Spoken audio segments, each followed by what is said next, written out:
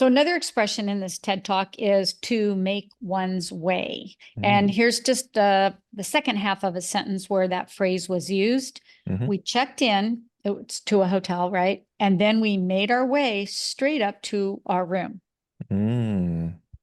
Okay. So will you read that, please? Sure.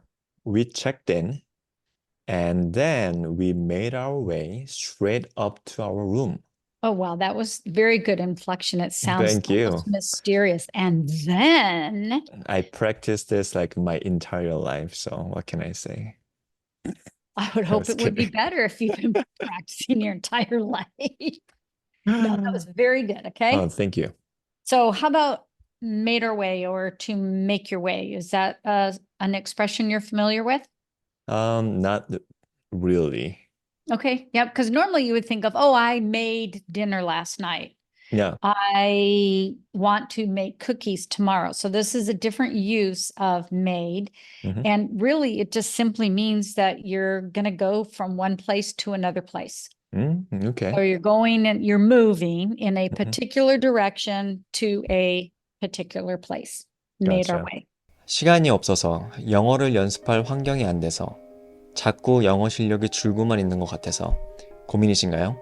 여러분도 이제 미국 원어민 선생님과 50분간 100% 영어로 진행하는 수업을 통해서 조금 더 정확하고 자연스러운 영어를 배울 수 있습니다. 저처럼 여러분들도 하실 수 있어요.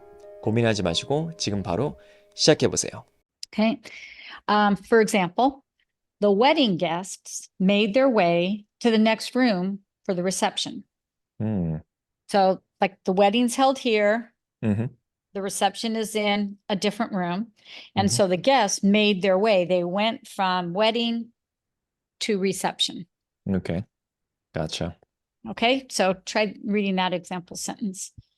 The wedding guests made their way to the next room for the reception. Now, I think you could read that with a little more expression because it's a wedding and they're excited. Oh, it's wedding. Gotcha. Yes. So would you like to try that again? Sure. Like wow factor. The wedding guests made their way to the next room for the reception. Woohoo. Okay.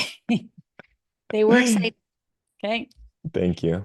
I have a Hopefully, though, you read question. it just fine. Right. I have a question before we actually talk about synonyms. Okay. So Synonyms. my question is the preposition to is usually used with the phrase to make our way together? It's kind of like a set. Does it make sense? I think it would depend on where you're making your way, because I could say, please make your way upstairs, Okay. where I don't need to there. Right. And this you could take straight out.